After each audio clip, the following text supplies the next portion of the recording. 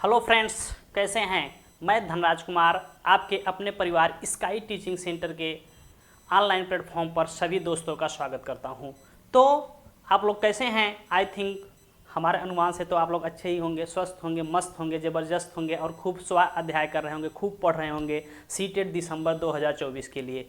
तो आइए आज हम चलते हैं संस्कृत शिक्षण शास्त्र के कुछ इंपॉर्टेंट क्वेश्चन करते हैं, और जो कि आपको गद्यांश पद्यांश भी मिलेगा देखने को, और आपको शिक्षण शास्त्र के PYQ भी मिलेंगे, और काफ़ी इंपॉर्टेंट क्वेश्चन है जो कि आपकी परीक्षा की दृष्टि से बहुत इंपॉर्टेंट है। इतना इंपॉर्टेंट है कि यदि आपको छोड़ नहीं सकते ये सेशन को। ठीक है, हम चलते हैं अपने सेशन की तरफ। यदि आप हमारे चैनल पर नए हैं तो आप लाइक शेयर सब्सक्राइब करते रहेंगे, और हम चल रहे हैं अपने सेशन की तरफ। हमारा पहला ही क्वेश्चन कह रहा है कि पहला क्वेश्चन रहा आपके स्क्रीन के ऊपर, क्या है। विद्यालयी शिक्षणे बहुभाषावाद अस्ति। विद्यालय शिक्षण में जो बहुभाषावाद है वह क्या है। वह है, पहला ऑप्शन कह रहा है कि अनेक भाषाणाम अधिगमः। अनेक भाषाओं में अधिगम माने अध्ययन करना, पढ़ाना, लर्निंग, सिखाना। ऑप्शन नंबर 2 कह रहा है कि अध्ययन अध्यापन समय शिक्षार्थीनाम भाषाणाम उपयोगः। अध्ययन और अध्यापन के समय शिक्षार्थियों यानी विद्यार्थियों के भाषा का उपयोग किया जाए। ऑप्शन नंबर 3 कह रहा है कि शिक्षागत भाषा नीति, जो शिक्षागत भाषा की नीति होती है क्या उसको बहुभाषावाद कहेंगे। या ऑप्शन नंबर 4 कह रहा है सर्वेषां शिक्षार्थिनाम और भाषणम अध्यापनम। सभी शिक्षार्थियों, सभी विद्यार्थियों के भाषाओं में जो उसका भाषा होता है उसमें अध्यापन पढ़ाया जाए। तो आपका आंसर क्या हो जाएगा। आप लोगों का आंसर क्या हो जाएगा। आपको विद्यालयी भाषा में जो बहुभाषावाद होता है कि जो बच्चे होते हैं कि विभिन्न पृष्ठभूमि से होते हैं, कोई यहाँ का रहेगा तो कोई दूसरी जगह का रहेगा, तो उसके जो वो पूर्व अनुभव, जो उनका प्रारंभिक मातृभाषा होती है और अनेक प्रकार की भाषा होती है, उसको क्या करोगे आप, उसको एक्सेप्ट करोगे। उसके बच्चों की भाषा को क्या करोगे, अनेक भाषा में नहीं पढ़ाओगे आप। अनेक भाषा के बच्चे की जो भूमि है, जो है उसको, उसके अलग अलग यदि पृष्ठभूमि के है तो आप अलग अलग भाषा में पढ़ाओगे नहीं। यदि अध्यापन और अध्यापक के समय, पढ़ते समय और पढ़ाते समय जो शिक्षार्थियों की भाषा होती है, उसकी जो मदर टंग होती है, उसी भाषा का आपको उपयोग करना है। तो आपका आंसर हो जाएगा सेकेंड वाला आंसर हो जाएगा। क्या हो जाएगा, आपका आंसर नंबर सेकेंड हो जाएगा। क्या हो जाएगा, आपका आंसर नंबर सेकेंड हो जाएगा। सभी शिक्षार्थियों की भाषा का अध्यापन नहीं करवा सकते हैं। क्या करते हैं, जो भाषा, जो बच्चों की मातृभाषा होती है, मदर टंग होती है, उसी का उपयोग कर सकते हैं। तो आपका आंसर नंबर हो जाएगा, पहला ही हो जाएगा। चलते हैं अगले क्वेश्चन की तरफ। हमारा अगला क्वेश्चन क्या कह रहा है कि जो बोधगम्य प्रविष्टि, जिसे कंप्रिहेंसिबल इनपुट कहते हैं, इत्यस्य मतलब इसमें इस पद से क्या आशय अस्ति, मतलब है इससे क्या आशय है। ऑप्शन नंबर पहला कह रहा है कि शिक्षार्थिना नाम प्रभुत्व स्तरान किंचित ऊर्ध्वम, मतलब शिक्षार्थियों के प्रभुत्व स्तर के किंचित कोई एक स्तर ऊपर, और अर्थपूर्ण रीति से मौखिक भाषा या लिखित भाषा, या मौखिक भाषा और लिखित भाषा मतलब और का अवसर प्रदान करना चाहिए। ऑप्शन नंबर 2 कह रहा है कि शिक्षार्थिना नाम शिक्षार्थियों के बोध स्तर के अनुसार मौखिक भाषा या सिर्फ केवल मौखिक और लिखित भाषा के अवसर प्रदान करना, मौखिक और लिखित भाषा के अवसर प्रदान करना। ऑप्शन नंबर 3 कह रहा है शिक्षार्थिना नाम बोध स्तरात निम्न मतलब नीचे क्या होता है, मौखिक और लिखित भाषा का प्रयोग करना। जो शिक्षार्थियों के स्तर है, बोध मतलब समझ, अवबोध कितना वो ग्रहण कर पा रहे हैं, उसके स्तर के एक स्तर और नीचे उसके और लिखित भाषा और मौखिक भाषा का अवसर प्रदान करने के लिए। ऑप्शन नंबर 4 करा शिक्षार्थिना नाम ज्ञान स्तर अनुकूलनाम भाषा अवसर प्रदानम।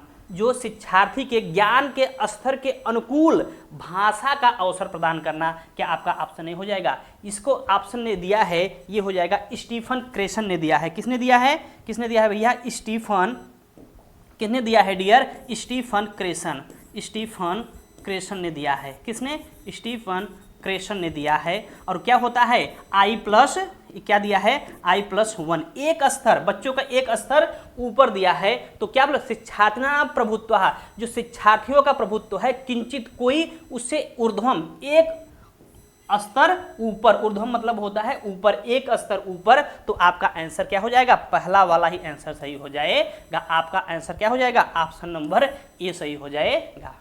ठीक है न, उसके बोध के स्तर के अनुसार स्टीफन क्रेसन आपको ये समझ में आ गया होगा। तो आपको इन्हों i+1 दिया है कि जो शिक्षार्थियों का बोध स्तर है, वो जो पढ़ने की क्षमता है, उससे एक स्तर आपको ऊपर उनको क्या करना है, लिखित और मौखिक भाषा का अवसर प्रदान करना चाहिए। ठीक है, आपका आंसर नंबर पहला हो जाएगा। चलते हैं अगले क्वेश्चन पर। आज का क्वेश्चन नंबर 3 क्या कह रहा है, षष्ठ कक्षायाम यानी कक्षा 6 के शिक्षक शब्द ज्ञानम कारयितु संभाषणम गतिविधे। कोई है कि शिक्षक के शब्द ज्ञान का क्या करते हैं, कार्युत करते हैं, और संभाषण विधि से और कृत्य करके चर्चा च कार्ययुत, और चर्चा करते हैं, और बहूनि वस्तुन, और अनेक वस्तु मतलब वस्तु को मतलब मटेरियल को, सामान को आनयति लाते हैं। भाषा अध्ययन संदर्भे, भाषा अध्ययन के संदर्भ में तानि वस्तून केन नामना ज्ञान दे, उस वस्तु को केन मतलब किस नाम से जाना जाएगा। कोई देखिए कहने का मतलब है कि आप TLM ला रहे हो, टीचिंग लर्निंग मटेरियल, कोई सामान ले रहे हो, कक्षा में कोई 6 का अध्यापक है, कक्षा में पढ़ाते समय भाषा का शिक्षक है, वो पढ़ाते समय क्या करता है, संभाषण विधि करता है, और बहुत सारे वस्तुओं यानी सामानों को, सामग्रियों को लाता है अपने कक्षा में। तो वो किस प्रकार का उसे वस्तु कहेंगे, क्या क्रीड कानानी कहेंगे मतलब टॉय खिलौना कहेंगे, या अध्यापन वस्तुनि कहेंगे, या अधिगम उपकरणानि कहेंगे, या रियलिया कहेंगे। तो आपको पता है कि जो होता है, जो रियल लाइफ मतलब रियल लाइफ से कनेक्ट करके जो सामान उमान लाते हैं, उसे क्या कहते हैं, रियलिया कहते हैं। ठीक है, आपका आंसर नंबर 4 हो जाएगा। क्वेश्चन नंबर 3 का आंसर नंबर 4 हो जाएगा, रियलिया कहते हैं। ठीक है, चलते हैं क्वेश्चन नंबर 4 क्या कह रहा है, जो कि ग्रहण शब्द ज्ञानम कान शब्दान समावेशयति। जो ग्रहण आपके 4 कौशल हैं, कौन कौन सा, एक बार आपको बता देते हैं, सुनना और श्रवणम, वाचनम,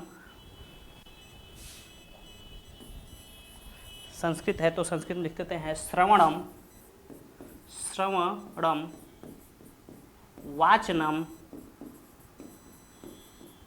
और पठनम और लेखनम।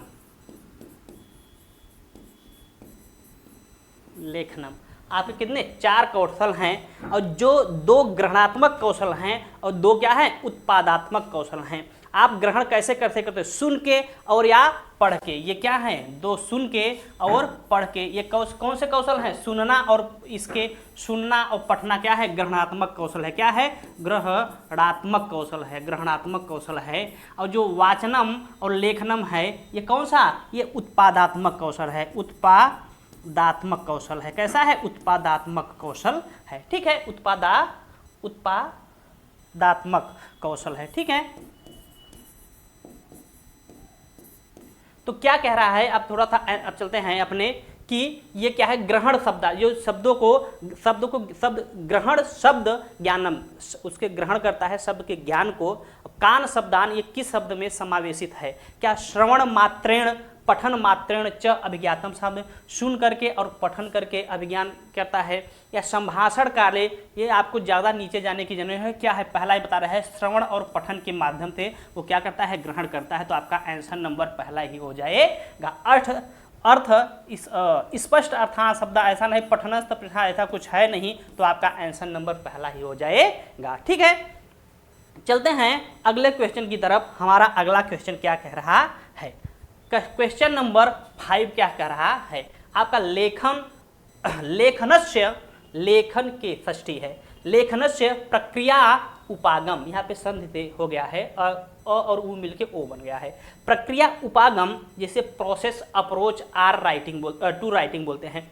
इत्यस्य कीदृशा स्तरः भवेत्, इसकी कौन सी स्तर, कौन सी दशा का स्तर भवेत् मतलब होगा। आपको जरा सा एक बार बता देते हैं इसमें कौन कौन से स्तर होते हैं। पहला स्तर होता है, आपको पता है, पहला होता है विचार मंथन। क्या होता है? विचार मंथन होता है, विचार मंथन होता है। दूसरा नंबर होता है रूपरेखा निर्माण। क्या होता है? रूप रेखा निर्माण। क्या होता है? रूपरेखा निर्माण। तीसरा होता है प्रारूप रेखा निर्माण। क्या होता है? प्रारूप क्या होता है? प्रारूप रेखा निर्माण होता है। और फोर्थ होता है आपका कि पुनरावलोकन। क्या होता है? पुनरावलोकन। और पांचवा होता है आपका त्रुटि संशोधनम। क्या होता है? त्रुटि संशोधनम। और छठा होता है अंतिम प्रारूप लेखन।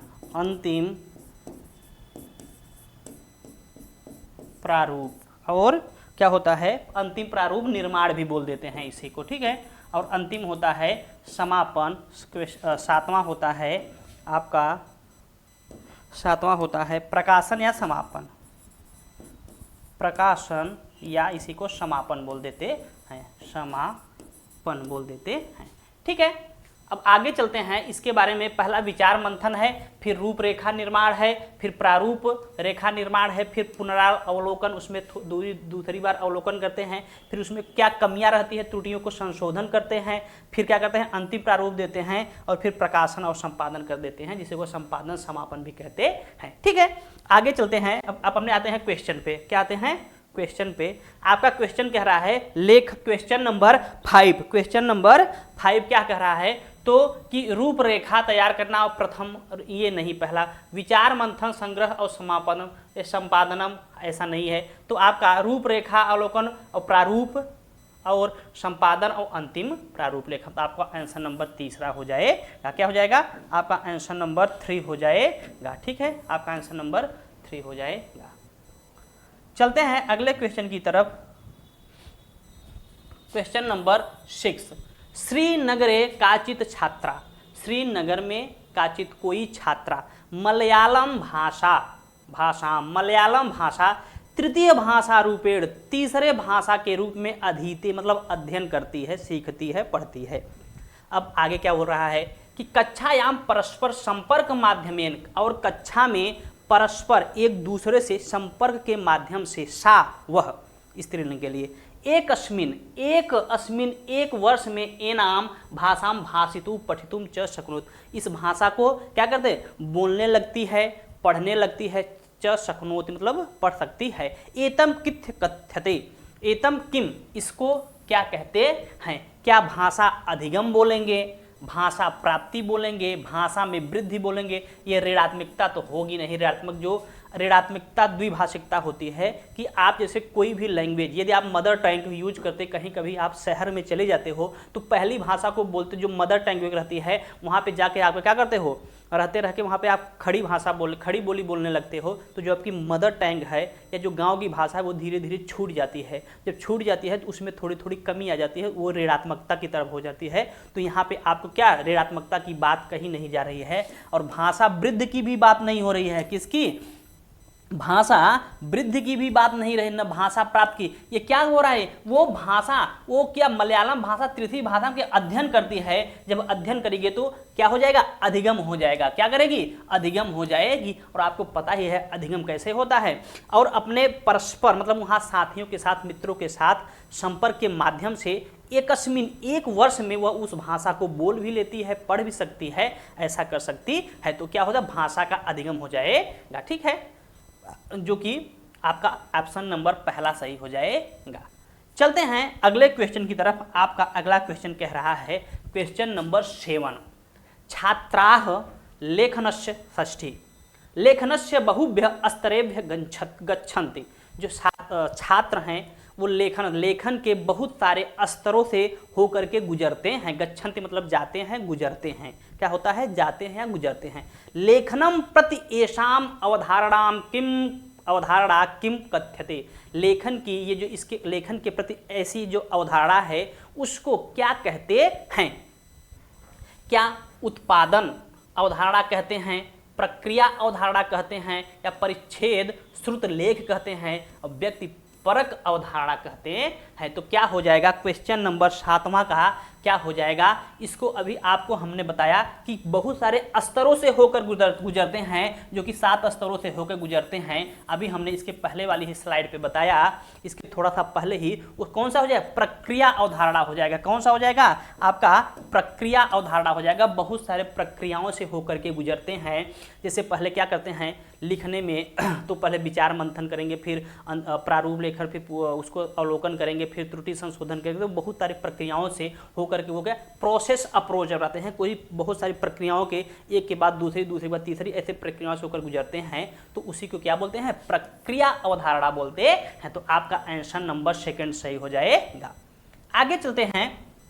क्वेश्चन नंबर 8 आ गया कि काव्यस्य मतलब काव्य को अध्ययन अध्यापनस्य, अध्ययन पढ़ने में और पढ़ाने में, मुख्य प्रयोजनम अस्ति, इसका पढ़ाने का, षष्ठी है, अध्ययन और अध्यापन, पढ़ने और पढ़ाने का मुख्य प्रयोजनम, ऐसा कौन सा प्रयोजन मतलब मुख्य प्रयोजन अस्ति, इसका मुख्य प्रयोजन क्या है? क्या रसास्वादन मूल्यांकनम च, रसास्वादन और मूल्यांकन, और च मतलब और, च मूल्यांकन करना है, च मतलब चच्चा जहाँ पे आ जाए आपको और इसका अर्थ होता है। ठीक है। काव्य लेखनस्य प्रतिभा विकास, काव्य के लेखन का प्रतिभा का विकास करना है। भाषा शिक्षण है। या शब्द संग्रह से व्याकरणम च ज्ञानम, शब्द संग्रह के और व्याकरण से व्याकरण के ज्ञान का।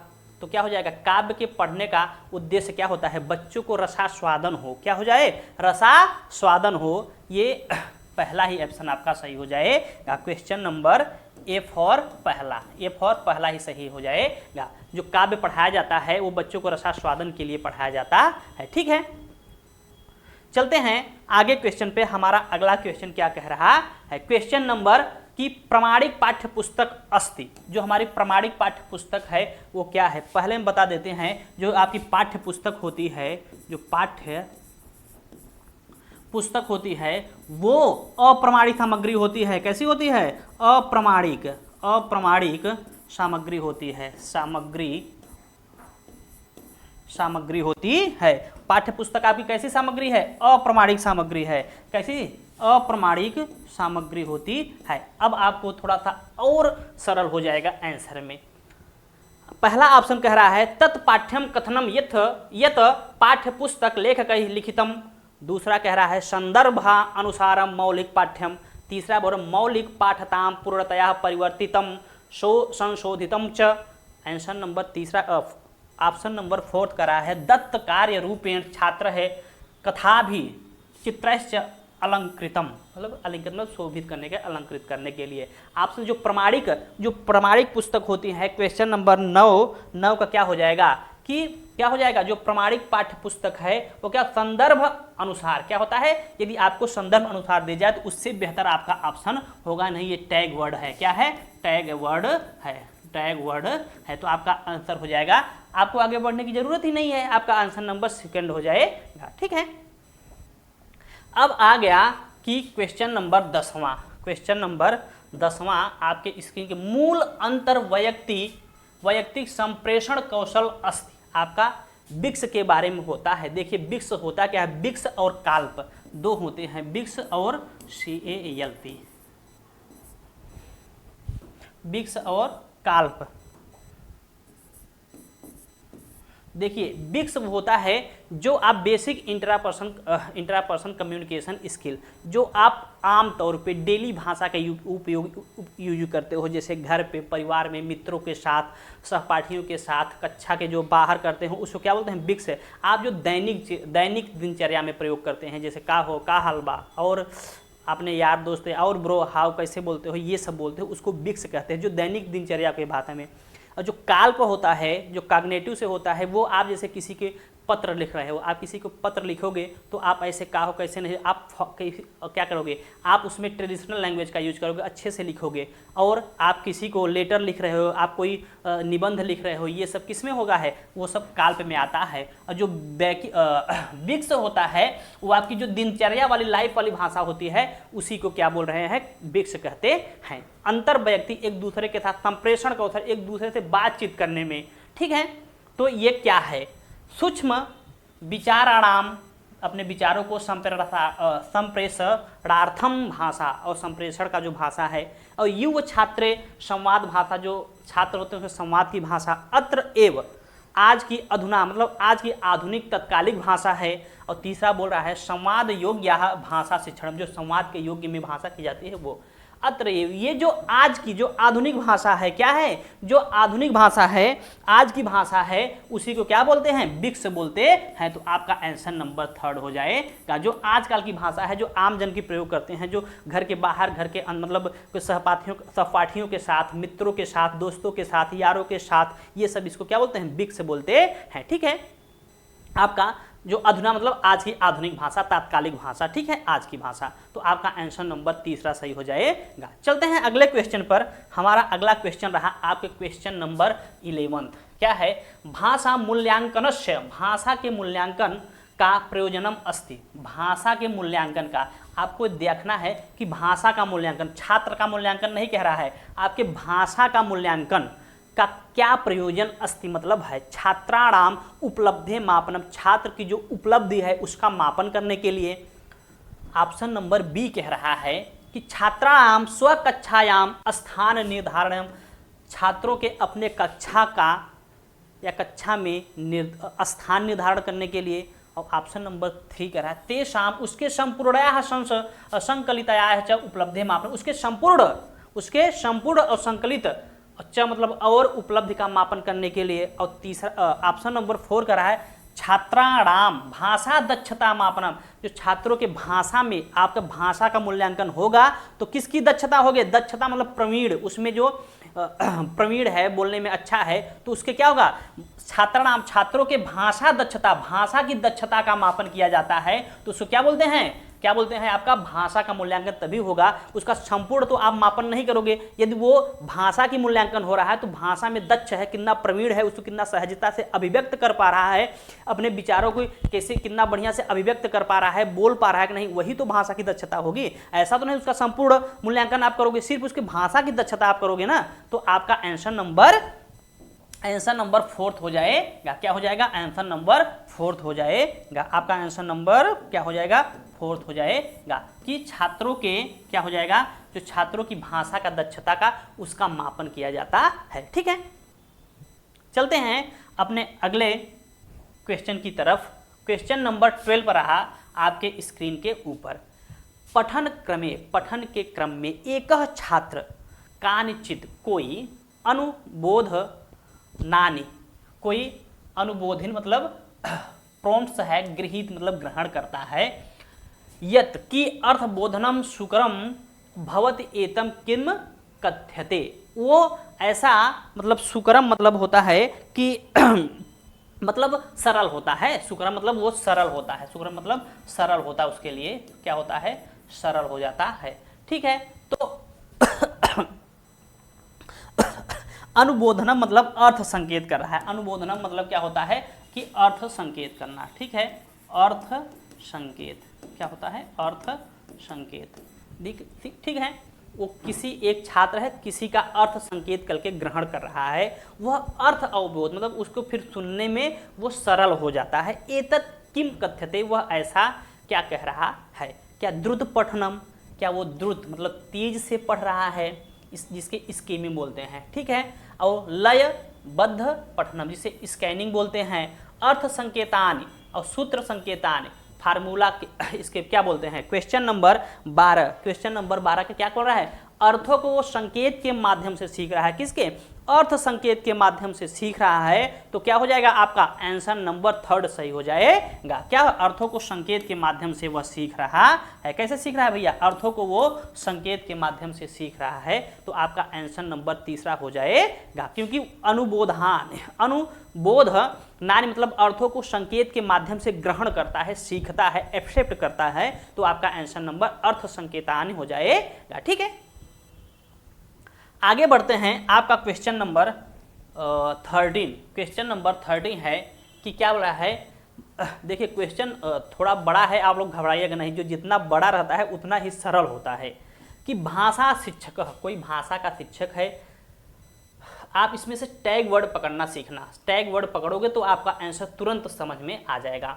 समाज विज्ञान शिक्षकेण, सामाजिक विज्ञान के शिक्षक, केन तृतीया है, के साथ या के द्वारा, सह भारतस्य, भारत के, षष्ठी है, सांस्कृतिक विविधता, संस्कृत की विविधता, इति विषयम अधिकृत्यम एक समानुदेशम कार्यम प्रदत्ति, ऐसा उसके विषय में कोई एक समानुदेश कार्य देता है। विद्यार्थी भी अपेक्षतः प्रतिवेदन लिखना है। इसको देखिए, कहने का मतलब है वो क्या कर रहा है कि किसके, एक भाषा शिक्षक है, वो सामाजिक विज्ञान के शिक्षक के साथ मिल करके जो भारत की संस्कृति है उसके विविधता के अनुसार एक कोई क्या देता है, लेख लिखने को देता है। और प्रतिलेखनम और इतिहासम भूगोलम संस्कृत राजनीति शास्त्रे संबद्ध कहानी, और उसको संबंध एक साथ करके अन्य पुस्तकानि लेखनानि च अनुशीलनम करणीयम, और दूसरे पुस्तकों के साथ क्या करता है, लिखने के लिए अनुशीलनम करणीयम करने के लिए कहता है। भाषा शिक्षण ये तदृशम प्रक्रिया क्या कहते हैं, भाषा के शिक्षण में ऐसी प्रक्रिया को क्या कहते हैं। ठीक है, तो आपका आंसर बोला है सामाजिक विज्ञानस्य भाषा, ये सामाजिक विज्ञान की भाषा है। सामाजिक विज्ञान समानुदेशन कार्य, सामाजिक विज्ञान का उसके समान अनुदेशन का कार्य कर रहा है। और अपाठ्यचर्या भाषा और भाषा लेखनम, तो आपका क्या हो जाएगा, ये अपाठ्यचर्या होता है। आपका आंसर नंबर 3 सही हो जाएगा। ठीक है, आपका आंसर नंबर 3 सही हो जाएगा। ये जिसे अपाठ्यचर्या होता है, जो पाठ्यचर्या में नहीं होता है, कहने का मतलब है वो एक दूसरे भाषा को, दूसरे सब्जेक्ट को इंटीग्रेटेड मतलब तो इसको समन्वय करके एक साथ जोड़ करके संबंध स्थापित करके पढ़ा रहे हैं, वो पाठ्यचर्या में। ठीक है, उसको अपाठ्यचर्या भाषा कहते हैं। लैंग्वेज अक्रॉस द कैरिकुलम, क्या बोलते हैं, लैंग्वेज अक्रॉस द कैरिकुलम बोलते हैं। ठीक है, आपका आंसर नंबर 3 सही हो जाएगा।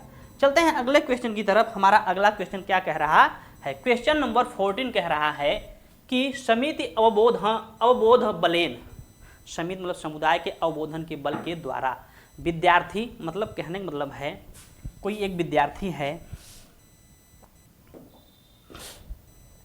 कोई एक विद्यार्थी है, वो कोई, पहले एक बार प्रश्न पढ़ लेते हैं। समिति अवबोधनेन विद्यार्थीन पाठम पठितुं शक्नोति, और कोई समिति अवबोधन, अपने समिति के समुदाय के द्वारा, अवबोधन बलेन अपने अवबोध बल के द्वारा, विद्यार्थी पाठम पठितुम शक्नोति, पाठ को पढ़ सकता है। और स्वभ्रातुम सहाप्येन सह पाठम सम्यक, और स्व अपने भ्रातुम भाई के सहयोग से वह पाठम सम्यक रीत्या पठितुम, सम्यक सभी मतलब सारे पाठ को रीत से पढ़ता है। तदा आधारित अवबोध कार्यम च कर्तुम समबोध, और ऐसा उसके आधार पर वह अपने कार्य को अवबोध करने में समर्थ कर सकता है।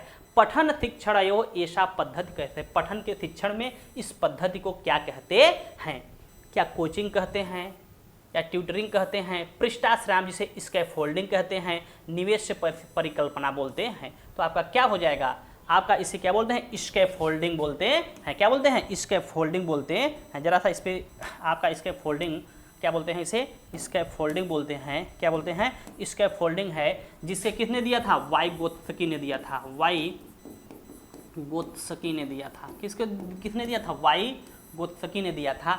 यदि कोई बच्चा काम कर रहा है और वो बीच में क्या करता है, काम बीच में थोड़ा सा वो रुक जाता है, उसको अवरोध हो जाता है, तो जो यम के ओ होता है, क्या होता है, यम के ओ, यम के वो मोर नॉलेजेबल अदर होता है, उससे वो थोड़ा सा सहायता पा करके उस कार्य के वो क्या करता है, संपूर्ण पूर्ण कर लेता है, पूरा कर लेता है। और जो बीच में उसको जो थोड़ा सा सहयोग दिया जाता है, यदि ऐसा जरूरी नहीं है, उसका वो सहपाठी भी उसका सहयोग कर सकता है, और उसका कोई छात्र जो कोई माता पिता भी होते हैं और कोई उसका टीचर होता है वो भी कर सकता है, और जो उसके सहपाठी उसके साथ कक्षा के होते हैं वो भी समकक्ष होते हैं वो भी कर सकते हैं, लेकिन बशर्ते उससे थोड़ा सा उससे नॉलेज, ज़्यादा नॉलेज वाला होना चाहिए। तो ये किसका पृष्ठाश्रयम होता है, मतलब दूसरे के आश्रय के द्वारा, मतलब स्कैफोल्डिंग कहते हैं, उसके जो बीच में थोड़ा सा सहारा दे दिया जाता है तो वह काम को पूर्ण कर लेता है। तो ये किसका है, वाइगोत्स्की ने दिया है, जिसे स्कैफोल्डिंग कहते हैं।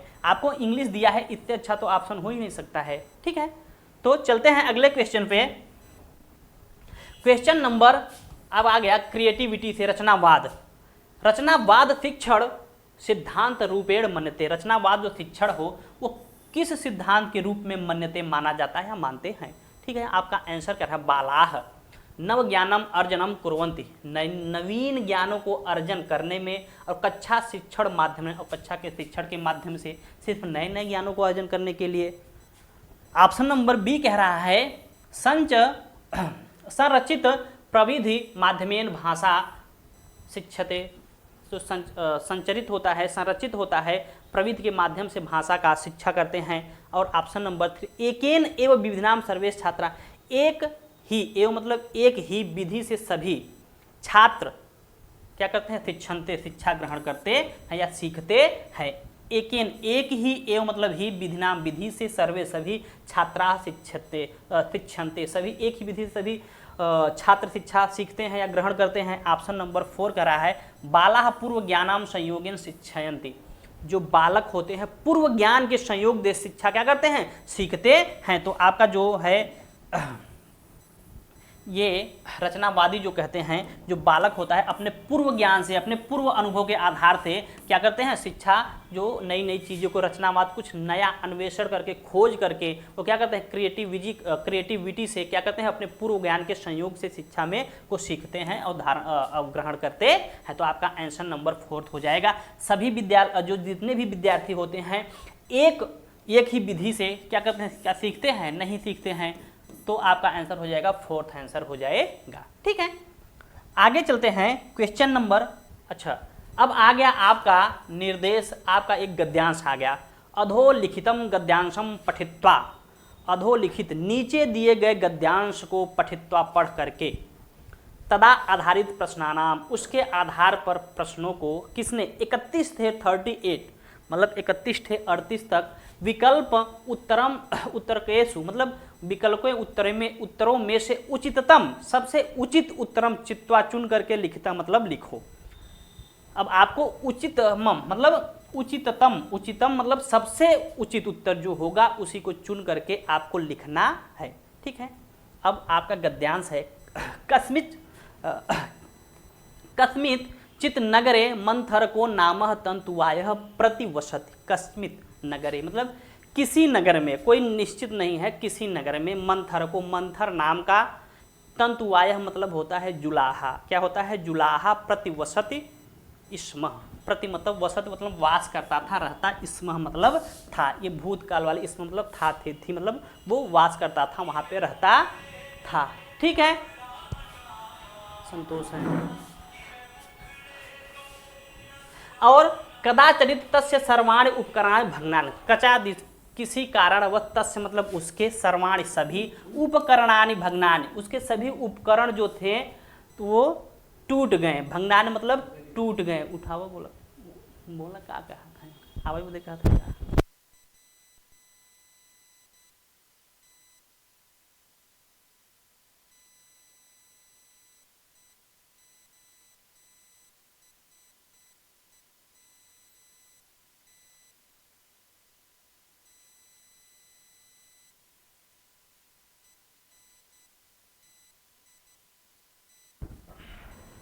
क्या कहते हैं, उसके किसी कारण थे, उसके जो सारे उपकरण थे मतलब वो कुछ जो बनाने वाले कुछ तो वाइफ को मारने होने में जो बेलन चौका था वो सब टूट जाता है वाइफ से मार खाने में। अब ये जो शादीशुदा वाले अच्छे से बताएंगे क्या क्या टूटता है। तो वो क्या था, भंगनानी मतलब टूट जाता है, उसके जो कुछ उपकरण रहते हैं वो टूट जाता है। तत् कुठार आदाय सह कष्टार्थः वनम गतः, वह कुठार आदाय मतलब कुठार मतलब होता है कुल्हाड़ी, मतलब सह कुठार से काष्ठार्थ मतलब लकड़ी को काटने के लिए वनम मतलब वन में गतः मतलब जाता है। ठीक है, गया। वने एक सिंस पादपम अपश्यत, वने मतलब वन में जंगल में, एकम मतलब एक, सिंस पादपम मतलब क्या होता है पता है, शीशम के, पादम मतलब पेड़ को, अपश्यत मतलब देखा। ठीक है, अब उसको देखा। अब आगे क्या बोला, थोड़ा सा आप इसको थोड़ा सा अच्छे से पढ़ते चले जाएंगे तो आपको थोड़ा सा अर्थ देखने में और जो क्वेश्चन ढूंढने में थोड़ा सा आसानी होगा। सह चिंतवान, चिंतितवान, सह मतलब वह, चिंतितवान मतलब सोचा। महानयम वृक्षम दृश्यते, इस महान मतलब बड़े वृक्ष को उसने दृश्यते मतलब देख करके। तदनेन कर्तिनेन प्रभुतानि पटकम अर्थ उपकरणानि भविष्यति, मतलब इसको जब काट लेंगे, काटने से प्रभुतान मतलब बहुत सारे, पटक मतलब कपड़े का यानी वस्त्र जो होते हैं, जुलाला वस्त्र बनाते हैं, तो उसी के उपकरणों को बनाने में भविष्य मतलब ज़्यादा से ज़्यादा उपकरण बनाने में सहायता प्रदान करेगा, मतलब हो जाएगा। इति विचार्य सह, ऐसा विचार करके वह, तस्य ऊपर उसके ऊपर, कुठारम उच्छिप्तवान, उसके कुठारम मतलब कुल्हाड़ी के, उच्छिप्तवान मतलब उठाया काटने के लिए कि ऐसे हम काटेंगे। अब आगे क्या होता है देखो, तस्मिन् वृक्षे कश्चित यच्छ समाश्रितः आसीत्, तस्मिन् उस वृक्षे, वृक्ष में सप्तमी है, कश्चित कोई, यच्छ यच्छ समाश्रितः आसीत्, उसमें आश्रित, समाश्रितः मतलब रहता, आसीत मतलब था या उसमें विराजमान था। यक्ष नाम के कोई देवता होते हैं, जब महाभारत आप पढ़ोगे, जब अर्जुन जो पानी पीने जाने जाते हैं उसका स्टोरी ज़्यादा बताएंगे तो लंबी हो जाएगी। ठीक है, तो आसित आसीत, सह तम तंतुवायम उक्तवान, सह मतलब वह, तम मतलब उनसे, तंतुवाय मतलब जुलाहे से, उक्तवान मतलब कहा, भो अयम पादमः पादपः मम आश्रय भवते, भो हे भैया, अयम मतलब यह, पादपः मतलब पौधा, मम मतलब मेरा, आश्रय भवते मतलब है भैया, ये हमारा आश्रय है, हमारा घर है, हमारा मकान है, काहे तोड़बो भाई हमारे के मकान के, मतलब काहे काटोगे। अब आगे बोल रहा है, तस्माद अयम सर्वथा रक्षणीय, मतलब तस्माद अयम इसकी सर्वथा रक्षणीय, रक्षा करना चाहिए। यतो अहम अत्र सौख्येन तिष्ठम, यतो अहम अत्र, इसमें अहम मतलब मैं, यहाँ पे सौख्यन सुखपूर्वक, तिष्ठा मतलब रहता हूँ। तदा कर्ण्यम तंतुआहा, उसकी बात को सुन करके जो कौन था, तंतुआह जुलाहा, बोला अहो भो हे भाई, अहम किम करूँ, अहम मतलब मैं, किम मतलब क्या करूँ, मतलब करूँ मैं क्या करूँ, आप तुम रहते हो तो तुम कहीं और जाके जंगल में रह लो, कहीं और जाके जंगल में रह लो, क्या जंगल में एक ही पेड़ हैं, बहुत सारे पेड़ हैं, कहीं जाकर रह लो। आगे क्या बोल रहा है, अहम किम करूँ, मैं क्या करूँ, काष्ठ सामग्री बिना मे कुटुंबम बुभुक्षया पीड़यते, मतलब काष्ठ लकड़ी के सामग्री के बिना, कुटुंब मतलब परिवार, बुभुक्षया भूखा, भूख से पीड़ित है, हमारे पास कुछ सामग्री नहीं है तो हमारी जो परिवार हैं वो बहुत पीड़ित हैं, बेचारे भूखे मर जाएंगे, बताओ हम क्या करब, बिना खाए अगर हम उनको कुछ ले हो जाके देव न तो कैसे खाई हैं वो लोग, बताओ।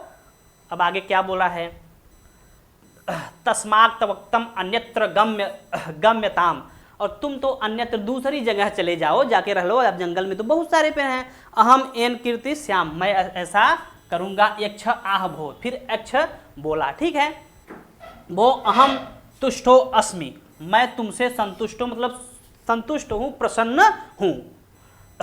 तत्प्रार्थ्यताम भीष्टम एन पादवम च रक्ष, और तुम क्या करो, हमसे कुछ कोई वरदान मांग लो और तुमको ये जो पादप है पेड़ की हम रक्षा कर लो, काटो मत। तदा तब तंतुवायः अवदत्, जो तब तंतुआ जो जुलाहा था, अवदत् मतलब बोला।